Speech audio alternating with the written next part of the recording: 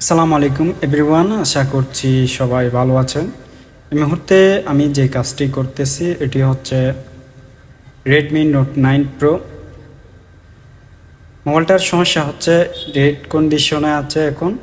এটা এক টেকনিশিয়ান ভাই দেখেছেন নাকি আমাকে কাস্টমার ভাইটি বলেন। তো আমার কাছে নিয়ে আসা হয়, আমি ফার্স্ট টাইম মোবাইলটা দেখলাম, কোনো প্রকার চার্জিং এম্পিয়ারের মধ্যে নিচ্ছে না, মানে হচ্ছে চার্জিং কোনো প্রকার শো করতেছে না, বা মোবাইলে কোনো প্রকার পাওয়ার সাপ্লাইয়ের মধ্যে রেসপন্স নাই। তো আমি মোবাইলটা খুলে নিচ্ছি, ব্যাকপার্টটা কিন্তু খোলা ছিল হালকা, তো যার কারণে আমি ব্যাকপার্টটা হাত দিয়ে আগে নিয়ে তুলে ফেলছি। এরপর আমি মোবাইলের যে মাদারবোর্ডের উপরে যে প্লাস্টিক আছে ওইটা খুলছি। এখন দেখতে পাচ্ছেন আমি মাদারবোর্ডের মধ্যে যে ক্যামেরা আছে ওইগুলা সেপারেট করে এক পাশে রেখে দিচ্ছি।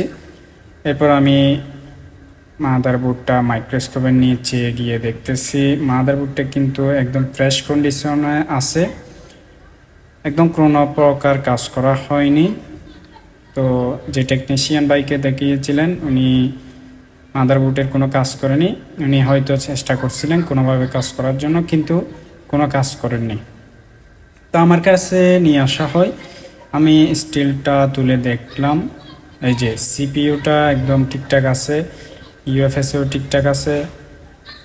আমি অভিজ্ঞতা নিয়ে বলতেছি, এটা আমি আরও অনেকবার কাজ করছিলাম, এটা সিপিইউ থেকে সমস্যা হয় এই সমস্যাগুলা। তো দেখতে পাচ্ছেন এখন আমি মাইক্রোস্কোপ ক্যামেরাতে একদম ক্লিয়ারলিভাবে আপনারা দেখতে পারার মতো কাজটা করতেছি। কিভাবে একটা সিপিইউ রিভলিং করে লাগাই, সম্পূর্ণ টোটাল প্রসেস আপনারা এই ভিডিওটির মাধ্যমে দেখতে পারবেন। দেখতে পাচ্ছেন এখন কিন্তু আমি সিপিইউর আশেপাশে যে গ্লুগুলো আছে ওইগুলো কাটিং করে ফেলতেছি। আমার হট গানের হিট টেম্পারেচার হচ্ছে 260-তে ইয়ার 60। আমি এই তাপমাত্রায় যে আশেপাশে সিপিইউর আশেপাশে গ্লু আছে ওইগুলা কাটিং করে ফেলতেছি। তো কাটিং করার পর আমি সিপিইউটা তুলব। আপনারা সম্পূর্ণ ভিডিওটি দেখেন, আশা করি ভালো লাগবে। আমরা শুধু এই নোট 9 প্রো না, আমরা এমআই এর যত মডেল আছে কাজ করে থাকি, এমনকি স্যামসাং, ভিভো, যে সমস্ত সমস্যা হয় প্রসেসর জনিত বা ডেড কন্ডিশনে চলে যায় মোবাইল, এই সমস্যাগুলো আমরা কাজ করে থাকি। আপনারা চাইলে আমাদের কাছে নিয়ে আসতে পারেন, এমনকি চাইলে কুরিয়ারে করে আমাদের কাছে পাঠিয়ে দিতে পারেন। দেখতে পাচ্ছেন এখন কিন্তু আমি সিপিইউটা কিন্তু তুলে ফেলছি। হ্যাঁ, একদম কোনো প্রকার বল মিসিং হয়নি, আপনারা দেখেন একদম একটা বলও কিন্তু মিসিং হয়নি, আমি কিন্তু ক্লিয়ারলিভাবে দেখতেছি। আমি এখন যে মাদারবোর্ডে যে গ্লুগুলো আছে, অতিরিক্ত পিপিডি আছে, ওইগুলো আমি ক্লিন করে ফেলবো।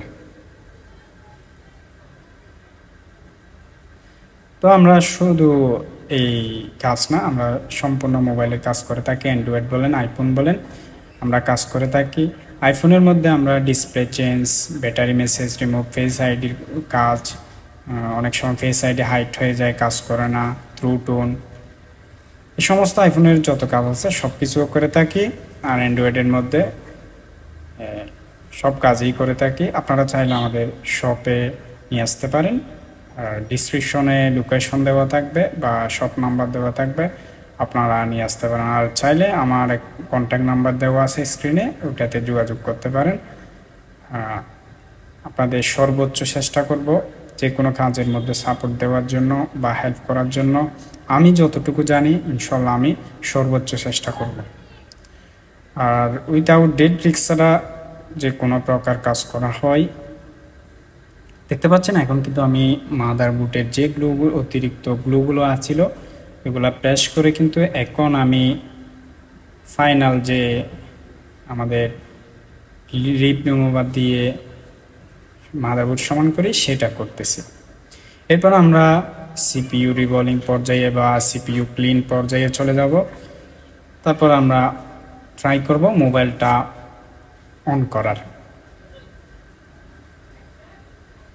বিশেষ করে পিক্সেল এর মধ্যে অনেক মডেল আছে যেগুলা সমস্যা হয়, এই এমআই এটার মতো যে ডেড কন্ডিশনে চলে যায়। পিক্সেল 5 5G 5, 6 Pro, 7 Pro এই সমস্ত মডেলগুলো বেশি অতিরিক্ত ডেট হয়। তা আমি ভিডিওগুলো আনতে পারি না, যার কারণে ভিডিওগুলো আমার করা হয় না। এই ভিডিওটা আমি করলাম, একটু সময় ছিল এই জন্য। তো অনেক আমার ভিডিও এডিট করা আছে, কিন্তু এডিট করতে হবে আরও কিছু, যার কারণে আমি এখনও পোস্ট করতে পারতেছি না। তো আশা করি ইনশাল্লাহ আমার এই ইউটিউব চ্যানেল বা ফেসবুক পেজের মধ্যে ভালো ভালো ভিডিও আসবে সামনে। আপনারা চাইলে ফলো বা ইউটিউব চ্যানেলে সাবস্ক্রাইব করে রাখতে পারেন। আশা করি অনেক জিএসএম ভাই আছে, ওনারও অনেক হেল্পফুল হবে। যারা নতুন টেকনিশিয়ান কাজ শিখতেছেন তাদের উদ্দেশ্য বলতেছি, আপনারা চাইলে আমার কিছু কিছু ভিডিও দেখতে পারেন যেগুলো আপনাদের জন্য হেল্পফুল হবে। আমি দেখুন সিপিইউটা কিন্তু এখন ক্লিন করে এখন রিভলিং পর্যায়ে চলে যাব। দেখতে পাচ্ছেন আমি কিন্তু এখন সিপিইউটা রিভলভ করতেছি। সিপিইউটা বা প্রসেসরের মডেলটা হচ্ছে 7125 SM7125। হ্যাঁ, দেখুন আমি কিন্তু এখন স্টিলের মাধ্যমে বা যেটা সিপিইউ রিভলিং প্লেট বলি ওইটার মাধ্যমে আমি রিভলিং করে ফেলতেছি। আমি পিপিডি ইউজ করতেছি 183 ডিগ্রি, যেটা সচরাচর আমরা অ্যান্ড্রয়েডের মধ্যে কাজ করে থাকি। এটা দিয়ে সিপিইউ জনিত, ইউএফএস জনিত বা এমএমসি জনিত কাজ। আর আমি বিশেষ করে পিক্সেল 5G বা পিক্সেলের কিছু কিছু মডেল আছে সিপিইউ রিলেটেড কাজের মধ্যে আরেকটু পিপিডি ভালো ডিগ্রি মানের এরকম ব্যবহার করি, যার কারণে প্রসেসরটা ওভারহিট না হয়ে বা পিপিডি ডিসকানেক্ট হয়ে না যায়। দেখুন আমি কিন্তু এখন রিভলিং কমপ্লিট করতেছি। এরপর আমি মাদারবোর্ড ইনস্টল করব। আপনারা দেখতে পাচ্ছেন আমি কিন্তু এখন ফাইনাল যে রিভলিং পর্যায়ে ওটা শেষ করছি। শেষ করার পর আমি দেখুন একদম ফাইনাল যে হিট দিতে হয় আমাদের বলগুলো অ্যাডজাস্ট হওয়ার জন্য, সেই পর্যায়ে আমি এসে কাজ করতেছি। এখন আমি মাদারবোর্ডটা দেখতেছেন একদম নিট অ্যান্ড ক্লিন,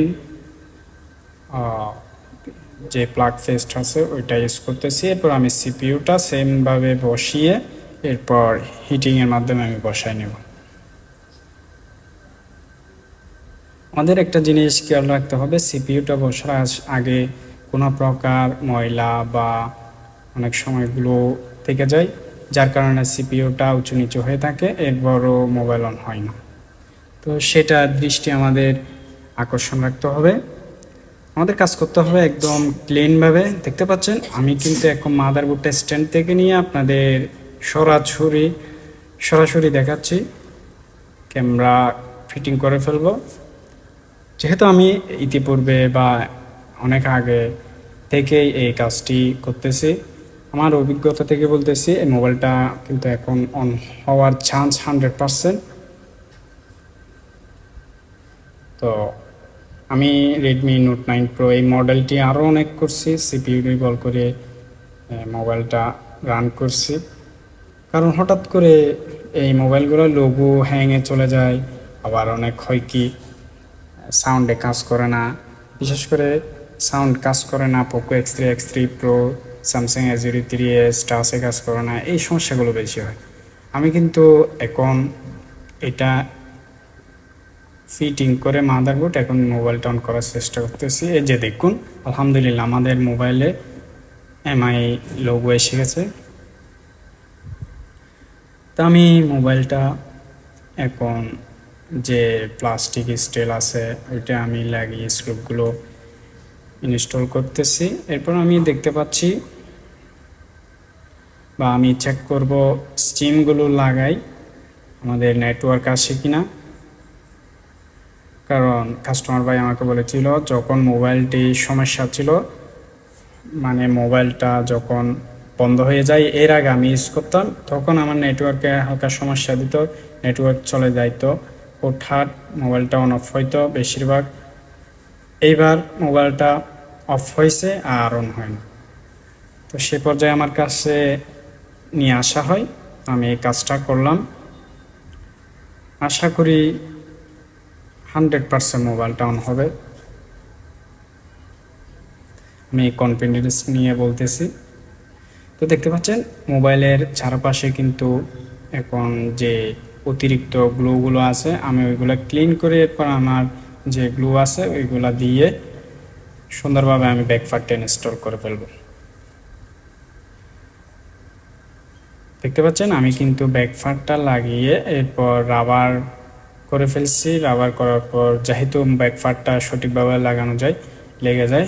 তো সবাই সুস্থ থাকবেন, ভালো থাকবেন, আসসালামু আলাইকুম।